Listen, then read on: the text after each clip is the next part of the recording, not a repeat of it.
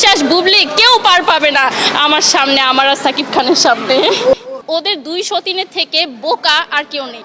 ঈশ্বর কি সাকিব আমার জুটি লিখতে পারতো না। যেই নায়িকাকেই ধরে সেই নায়িকাই প্রেগনেন্ট হয়ে যায়। সাকিব খানের নায়িকা হতে আমিও চাই, যাকে ধরে তাকে ছক্কা মেরে দেয়, ওইটা করা যাবে না। সিনেমাটা নিয়ে আমার একটু অভিযোগ আছে, এই নায়িকাকে না নিয়ে আমাকে নিলেও ভালো হতো, আমি একদম ফাটাই দিতাম।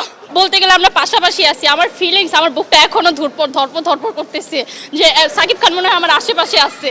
টাকা পয়সা থাকলে এখনকার যুগে জামাইও লাগে না। সাকিব খানের নায়িকা কে না হতে চায়, তবে একটু প্রবলেম আছে, বলা যাবে না। বাট হচ্ছে সবাই চায় সাকিব খানের নায়িকা হতে, আমিও চাই। যদি সুযোগ আসে ট্রাই করব। সাকিব খানকে ভালো লাগে কারণ হচ্ছে সে একদম কি বলে, একদম ছক্কা মেরে দেয়, যাকে ধরে তাকে ছক্কা মেরে দেয়। তবে আমার ক্ষেত্রে এরকমটা কিছুই হবে না, আমি এজ এ হিরো হিসেবে অ্যাক্টিং করব তার সাথে। বাট তার একটা বিষয় খারাপ লাগে, সে যেই নায়িকাকেই ধরে সেই নায়িকাই প্রেগনেন্ট হয়ে যায়। সাকিব খান যদি আমাকে প্রপোজ করে সেই ক্ষেত্রে হচ্ছে তার সাথে প্রপোজ করলে হচ্ছে আমি অ্যাকসেপ্ট করব না কেন, কারণ সে হচ্ছে সুপারস্টার, এক্সপেক্ট অবশ্যই করব। কিন্তু ওইটা করা যাবে না, বেশি দূরত্বে যাওয়া যাবে না। তার সাথে জুটি হয়ে সিনেমা বানাবো, দেখবেন। ও এই যে পোস্টারটা দেখছেন না, এই পোস্টার বলতে গেলে আমরা পাশাপাশি আছি, আমার ফিলিংস, আমার বুকটা এখনো ধরপড় করতেছে যে সাকিব খান মনে হয় আমার আশেপাশে আছে। যখন সামনে থাকবে তখন তো আমি একদম অজ্ঞান হয়ে যাব। ঈশ্বর কি সাকিব আমার জুটি লিখতে পারতো না। ট্রাই করিনি, ওরকম সুযোগ এখনো আসেনি। দেখতে খারাপ হলে যাই হয় আর কি, হয়তো আমি দেখতে খুবই খারাপ, এই জন্য অফার আসেনি। তবে অফার আসলে অবশ্যই ট্রাই করব। আপাতত এখন আমাকে মানায়, কারণ হচ্ছে অপু তো হচ্ছে মুটিয়ে গেছে, আর বুবলি সে এখন ধরতে গেলে একদম পচে গেছে, কি বলে, বাচ্চার মা হয়ে গেছে, স্লিম নাই। আমাকে দেখেন আমি কত স্লিম, এখন আপাতত সাকিবের পাশে আমাকেই মানাবে। আমি হচ্ছে খুবই ঠান্ডা মাথার একটা মানুষ, আমার মনে হয় ওদের 203-এর থেকে বোকা আর কেউ নেই।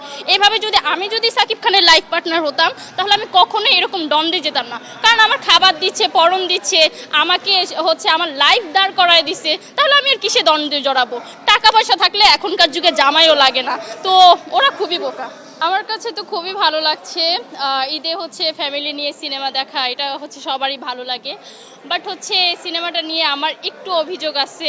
অভিযোগ বলতে হচ্ছে এই সিনেমাটা থেকে আমরা আরও বেশি কিছু আশা করেছিলাম, যে হচ্ছে নায়িকার ক্ষেত্রে আমরা আশা করেছিলাম যে ও যদি একটু বাংলা ভাষা বলতো তাহলে হচ্ছে আমাদের কাছে বাঙালি হিসেবে ভালো লাগতো, অ্যাজ আমরা হচ্ছে বাঙালি, তো আমাদের কাছে খুবই ভালো লাগতো। বাট এখন আমি তো অর্ধেক সিনেমাটা দেখেছি, অর্ধেক সিনেমাটা দেখে এখন আমার যা মনে হলো যে এই নায়িকাকে না নিয়ে আমাকে নিলেও ভালো হতো, আমি একদম ফাটাই দিতাম।